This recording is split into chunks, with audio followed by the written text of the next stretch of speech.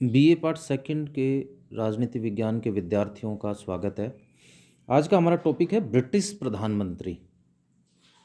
यानी ब्रिटिश प्रधानमंत्री का जो पद है वो 1721 से चालू हुआ था, जब रॉबर्ट वालपोल प्रथम प्रधानमंत्री बने थे। इस पद का सबसे पहले उल्लेख सन 1878 में लॉर्ड बिकन्सफील्ड ने बर्लिन की संधि पर हस्ताक्षर करते वक्त किया था। प्रधानमंत्री का पद अनौपचारिक है और उसका कोई कानूनी आधार भी नहीं है। इंग्लैंड की एक अन्य संस्थाओं की तरह प्रधानमंत्री का पद भी स्वतः विकसित हुआ है। उसका वेतन भी प्रधानमंत्री के नाम से नहीं अपितु राजकोष के प्रथम लॉर्ड के वेतन का ही भाग समझा जाता है। सन 1937 ईस्वी के राजमुकुट के मंत्रियों से संबंधित कानूनों में सबसे पहले प्रधानमंत्री व राजकोष के पहले लॉर्ड के पद का अस्तित्व स्वीकार किया गया था और उसके अधिकारी के लिए 10,000 पाउंड वार्षिक वेतन निर्धारित किया गया था। आज भी इंग्लैंड का जो प्रधानमंत्री है वो प्रधानमंत्री होने के नाते कोई वेतन नहीं पाता है, इसलिए प्रधानमंत्री की शक्ति और सत्ता कानूनेतर आधार पर ही निर्भर है। ये महत्वपूर्ण पद है, इंग्लैंड के शासन सूत्र का सूक्ष्म केंद्र है और विभिन्न विद्वानों ने इस पद पर टिप्पणी की है। जैसे कि लॉर्ड मार्ले के अनुसार वह समान पद वालों में प्रथम है। लास्की के अनुसार ब्रिटिश प्रधानमंत्री जो है समान पद वालों में प्रथम से अधिक किंतु तानाशाह से कुछ कम है। और लास्की के अनुसार प्रधानमंत्री संपूर्ण तंत्र की धुरी है। विलियम हारकोर्ट के अनुसार प्रधानमंत्री नक्षत्रों के बीच चंद्रमा है। जेनिंग्स के अनुसार प्रधानमंत्री को संपूर्ण संविधान की आधारशिला कहना अधिक उपयुक्त होगा। रेमजे मोर ने लिखा है कि भाई मंत्रिमंडल राज्य रूपी जहाज का यंत्र है और प्रधानमंत्री उस यंत्र का चालक है। तो इस तरीके से विभिन्न विद्वानों ने उसके पद के बारे में टिप्पणियां की हैं। प्रधानमंत्री पद की नियुक्ति की अगर बात की जाए तो प्रधानमंत्री लोक सदन में बहुमत दल का नेता होता है। लोक सदन ब्रिटिश जो संसद है उसका निम्न सदन है।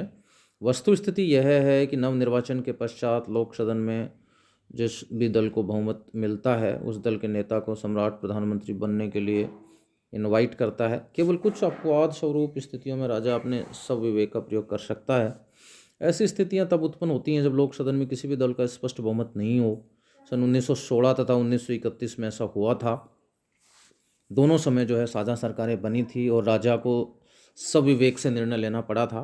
प्रधानमंत्री अश्क्विथ के त्यागपत्र के बाद राजा ने बोनरला को प्रधानमंत्री पद के लिए आमंत्रित किया था। बोनरला लोक सदन में दूसरे बड़े दल का नेता था। बाद में लॉर्ड जॉर्ज को प्रधानमंत्री उसी अवस्था में बनाया गया जब लॉ ने इनकार किया।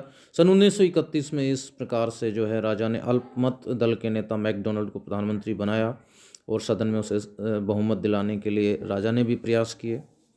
राजा ने यहाँ स्पष्ट सविवेक का प्रयोग किया था। लास्की ने जो है इसे राजमहल की क्रांति कहा था। इस प्रकार से सन 1957 में ईडन के त्यागपत्र देने पर जो है मैकमिलन को प्रधानमंत्री बनाने में महारानी एलिजाबेथ का काफ़ी हाथ था। सन 1963 में लॉर्ड ह्यूम को प्रधानमंत्री बनाने में भी महारानी का हाथ था। प्रधानमंत्री के लिए लोक सदन का सदस्य होना आवश्यक है। प्रधानमंत्री प्राय लोक सदन का सदस्य होता है। इसका कारण भी यह है कि प्रधानमंत्री व उसका मंत्रिमंडल केवल लोक सदन के प्रति उत्तरदायी होता है। सन 1902 में से कोई भी पीयर प्रधानमंत्री नहीं हुआ है और इस पद पर नियुक्ति सदा लोक सदन से होती आई है। अब हम चलते हैं कि प्रधानमंत्री के कार्य और शक्तियों पर। पहला जो कार्य है वो है उसका मंत्रिमंडल का निर्माण करता है। वो प्रधानमंत्री सम्राट की तरफ से मंत्रिमंडल के निर्माण में पूर्ण रूप से स्वतंत्र है। मंत्रिमंडल को जो भी सूची सम्राट को दी जाती है उसी की स्वीकृति उसके द्वारा हो जाती है। प्रधानमंत्री मंत्रिमंडल बनाते समय अपने दल के मुख्य नेताओं को भी ध्यान रखता है और मंत्रिमंडल में लेने का प्रयत्न करता है। उसे अपने दल के विभिन्न गुटों का भी ध्यान रखना होता है और उसको उचित प्रतिनिधित्व देना पड़ता है। दूसरा उसका कार्य है मंत्रिमंडल का कार्य संचालन, यानी मंत्रिमंडल निर्माण के साथ साथ प्रधानमंत्री को ये भी देखना पड़ता है कि मंत्रिमंडल का कार्य सुचारू रूप से चलता रहे। कभी कभी मंत्रियों में परस्पर मतभेद हो जाते हैं और उनमें प्रधानमंत्री को हस्तक्षेप करना पड़ता है। वह औचित्य अनौचित्य का निर्णय करते समय विविध मंत्रियों के मतभेदों को दूर करता है। वह सबको एक सूत्र में बांध करके और उनमें सहयोग बनाए रखता है। मंत्रिमंडल का अंत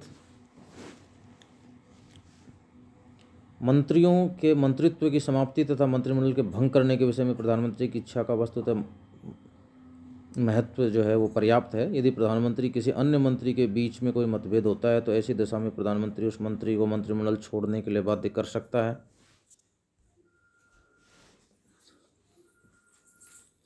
नेक्स्ट जो है वो मंत्रिमंडल की अध्यक्षता करता है। प्रधानमंत्री ही मंत्रिमंडल की अध्यक्षता करता है। वह मंत्रिमंडल की बैठकों में कार्यसूची निर्धारित करता है और विभागों के बीच में तालमेल और समन्वय कायम करता है। नेक्स्ट जो है वो है सम्राट को परामर्श देना। प्रधानमंत्री वह कड़ी है जो संसद और सम्राट तथा मंत्रिमंडल और राजा को जोड़ती है। वह प्रधानमंत्री की हैसियत से संसद तथा मंत्रिमंडल के निर्णयों से राजा को अवगत कराता है। देश में चलने वाली विभिन्न राजनीतिक गतिविधियों के संबंध में वह समय समय पर राजा को अवगत कराता है। वे सब कार्य जो राजा द्वारा किए जाते हैं मुख्य रूप से प्रधानमंत्री ही उनके संबंध में राजा को परामर्श देता है। नेक्स्ट जो है वो है लोक सदन का नेतृत्व। प्रधानमंत्री लोक सदन का नेता भी होता है। लोक सदन के नेता होने के कारण एवं अपने दल के बहुमत के कारण प्रधानमंत्री लोक सदन को अपने नियंत्रण में बनाए रखता है। प्रधानमंत्री को अपने मंत्रियों के साथ संसद में संपूर्ण व्यवस्थापन कार्य का संचालन करना पड़ता है और प्रशासन संबंधी सब प्रश्नों का उत्तर देते हुए संसद का सीधा सामना करना पड़ता है। देश के प्रशासन व नीति के संबंध में संसद व संसद के बाहर प्रधानमंत्री को घोषणाएं करनी पड़ती हैं। संसद का नेता होने के कारण उसे लोक सदन को भंग करके उसका पुनर्निर्वाचन कराने का अधिकार है। नेक्स्ट जो है वो शासन का संचालन करता है। वास्तविक रूप से शासन प्रमुख के सभी अधिकारों का प्रयोग प्रधानमंत्री व उसके मंत्रिमंडल के द्वारा किया जाता है। वह शासन का मुखिया है। सभी विभाग उसकी देखरेख में काम करते हैं। वह विविध मंत्रालयों में सामंजस्य बनाए रखता है और उनके कार्यों की देखभाल भी करता है। नेक्स्ट जो है वो राष्ट्र का प्रतिनिधि है। सभी अंतर्राष्ट्रीय उत्सवों में अंतर्राष्ट्रीय महत्व के सभी कार्यक्रमों में प्रधानमंत्री पूरे देश के प्रतीक के रूप में कार्य करता है। वह संपूर्ण देश का प्रतिनिधित्व करता है। विदेशों में जाते समय तथा दूसरे देशों से संधि करते समय सारा देश उसके साथ होता है। ये देश का प्रतिनिधित्व तथा नेता है। नेक्स्ट है दल का नेता। प्रधानमंत्री अपने दल का नेता होता है। जनता दल के नाम पर सदस्यों को तथा प्रधानमंत्री अथवा दल के नाम पर दल को निर्वाचित करती है। अतः प्रधानमंत्री न केवल सदन में ही दल का नेतृत्व करता है वरन देश भर में दल की समस्त छोटी बड़ी शाखाओं का नेतृत्व करता है। अनुदारवादी दल का नेता ही स्वयं दल होता है। वह दलीय संगठन पर तथा आय व्यय पर नियंत्रण रखता है। यदि कोई उसकी आज्ञा का उल्लंघन करता है या उसे चुनौती देता है तो वह अनुशासन संबंधी कार्रवाई करके उस सदस्य को दंडित कर सकता है। इस प्रकार मजदूर दल के संसदीय दल के नेता को न केवल संसद में ही दल का नेता स्वीकार किया जाता है वरन संपूर्ण देश में उसे दलीय नेता माना जाता है। दलीय सचेतक प्रधानमंत्री के निर्देशन पर ही कार्य करते हैं तथा उन्हीं के माध्यम से वह संसद में दल के अन्य सदस्यों को नियंत्रित करता है। महानिर्वाचन प्रधानमंत्री का ही निर्वाचन होता है। द्वितीय महायुद्ध के बाद होने वाले प्रथम आम चुनाव में जनता के समक्ष नारा दिया गया था चर्चिल या लाश की। इस दृष्टि से दल प्रधानमंत्री का ऋणी रहता है और प्राय उसके मार्गदर्शन में कार्य करना पसंद करता है। नेक्स्ट जो है नियुक्तियाँ। सम्राट जो है समस्त उच्च स्तरीय नियुक्तियाँ प्रधानमंत्री की सिफारिश से ही करता है। प्रधानमंत्री की सिफारिश पर लोकसभा में नए लॉर्ड नियुक्त किए जाते हैं। सभी उपाधियाँ प्रधानमंत्री की सिफारिश पर ही सम्राट द्वारा दी जाती हैं। नेक्स्ट जो है वो संकटकालीन शक्तियाँ हैं। ब्रिटिश संविधान में संकटकालीन स्थिति की स्पष्ट व्यवस्था नहीं है। प्राय व्यवहार में संकट के समय ब्रिटिश प्रधानमंत्री के दायित्व और शक्तियों में बढ़ोतरी हो जाती है। संकट के समय प्रधानमंत्री तानाशाह के रूप में कार्य करता है। प्रथम और द्वितीय विश्व युद्ध के समय लॉर्ड जायज और चर्चिल ने अभूतपूर्व शक्तियों का प्रयोग किया है। अब हम चलते हैं कि ब्रिटिश प्रधानमंत्री की वास्तविक स्थिति क्या है।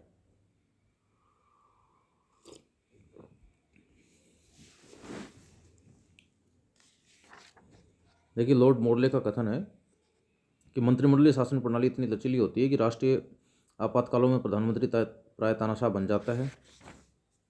किंतु ब्रिटिश प्रधानमंत्री को अधिनायक कहना ठीक नहीं है। फाइनर के अनुसार इतना शक्तिशाली होने के बाद भी प्रधानमंत्री निरंकुश नहीं है। वह इतना विद्वान नहीं है कि उसे चुनौती न दी जा सके। उसके विचार अंतिम नहीं है। वह निर्वाचकों के प्रति उत्तरदायी है। किसी भी समय उसका प्रतिद्वंदी उसका स्थान ले सकता है। कोर्टर का भी यही मत है कि प्रधानमंत्री अधिनायक नहीं हो सकता। वह एक निश्चित समय तक ही शक्ति का उपभोग कर सकता है। 5 वर्षों के बाद आम चुनाव होना आवश्यक है और निर्वाचक उसे सत्ताहीन कर सकते हैं। प्रधानमंत्री को अधिनायक इस कारण भी नहीं कहा जा सकता क्योंकि उसकी शक्तियाँ मौलिक नहीं हैं वरन वे उसके दल के बहुमत पर निर्भर करती हैं। दल का बहुमत समाप्त होते ही उसकी शक्तियाँ हिम के समान पिघल जाती हैं।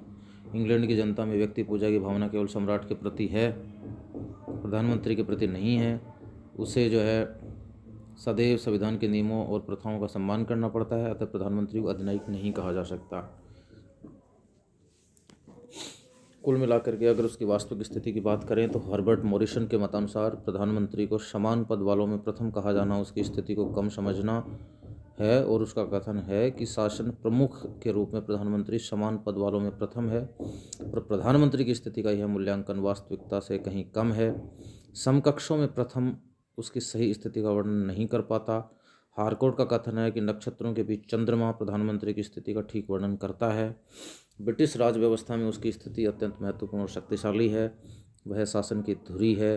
प्रधानमंत्री की शक्ति तथा उसका महत्व, जैसा जेनिंग्स ने कहा है, कुछ उसके व्यक्तित्व पर, कुछ उसकी व्यक्तिगत प्रतिष्ठा पर तथा कुछ उसके दल के समर्थन पर निर्भर करता है।